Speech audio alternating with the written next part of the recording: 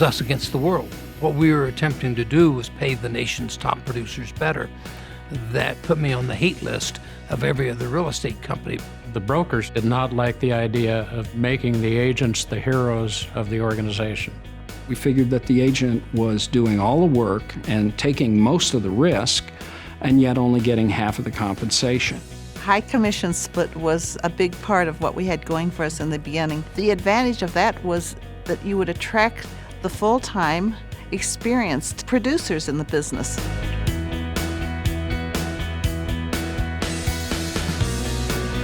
Remax has always been that pioneer. We basically taught agents how to promote themselves. It was revolutionary. It was different than the way real estate had ever been done in the past. The first month, I took over 1,000 phone calls, 204 face-to-face interviews, and 4 people signed up. And the whole industry was knocking us and telling us that we were nothing but a bunch of cowboys and yahoos. And we went to the Colorado Association of Realtors convention, and so we passed out red, white, and blue pens, and it said 100% in the center, I up mine, now up yours. We weren't liked very well, let's just put it that way. But we became respected because of the fact of the numbers that we were doing, the quality of the agent, the integrity of the agents that we were bringing on. We evolved, and what happened was we coalesced around one image. We had 2 owners of the Remax franchise in Albuquerque, and the Albuquerque Balloon Festival was just taking off.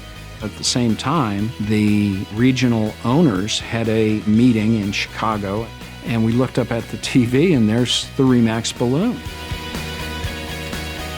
Nobody wanted it as a logo. It was just, isn't that cute, our balloons up in the air? We took a silly little symbol and turned it into this massive icon of what professional real estate is supposed to be about. The early days of the company were fraught with a lot of financial difficulties.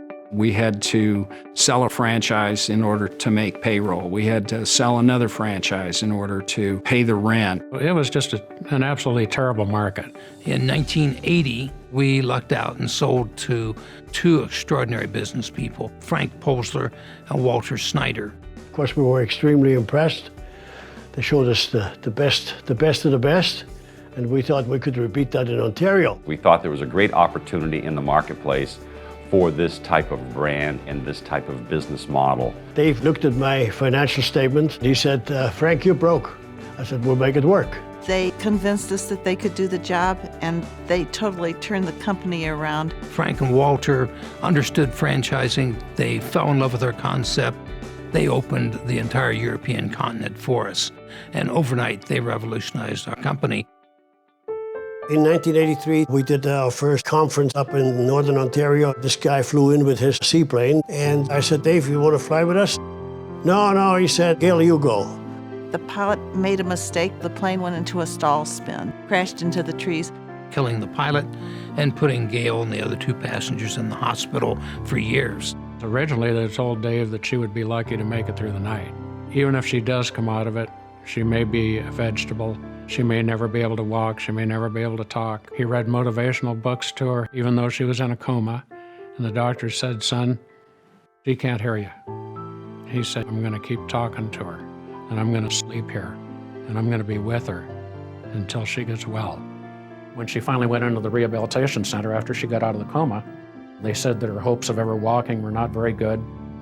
And she looked at the doctor and she said, I will walk out of here. I can remember her appearing at the convention, this frail 95-pound, head-shaved wisp of a woman in a wheelchair. And she stood up in that wheelchair and waved with her other arm in a sling. Not a dry eye in the place. That she wouldn't let it take her down. And I think that ignited all of us to work even harder and harder.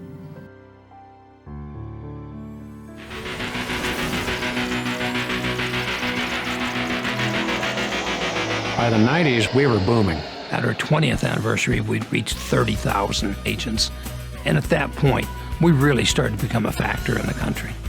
The agent number meant market share, meant market presence, meant advertising dollars. the premier best agents in the business, best customer satisfaction, the best brand name awareness, the most market share, the best web presence. All these things are the Remax brand. The 90s were impacted by technology, and Remax was in the forefront of that. We became the first real estate company to have a satellite TV network.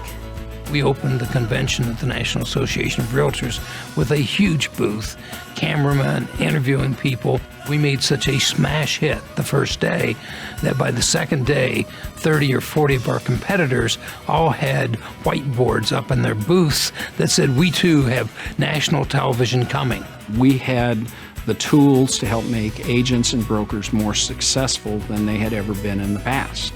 Our national company, our regional companies, our broker owners. We are all specialists in providing products and services to help top producers become more successful.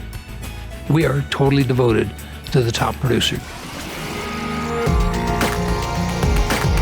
By the time 2000 rolled around, Remax was the significant player in the real estate industry in all of North America. We went from country to country and started seeing the immediate success. We were established, we were the go-to company, we had a national presence in the media. It was inevitable we'd become number one. Remax survived the difficult markets for the same reason that we prospered in the very good markets. We said, batten down the hatches. This is going to be the toughest one we've ever seen.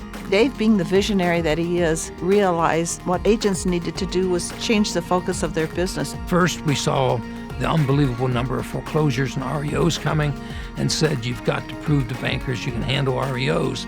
It's going to be the business we have. We started teaching the CDPE course and pushed the short sales. We went to Fannie, Freddie, FDIC, Treasury, and HUD. We helped them rewrite the short sale rules. So we embraced the changes. If you have a company that's built with the very best brokers and the very best agents, it's going to prosper. To be affiliated with the best agents, the best broker owners and managers, it's been the best 40 years of my life. There's no words to explain how much we appreciate the real estate agents and broker owners that work with us. They built this company. It was a passion for the organization. It was an absolute love for the people at Remax, and we never lost our focus.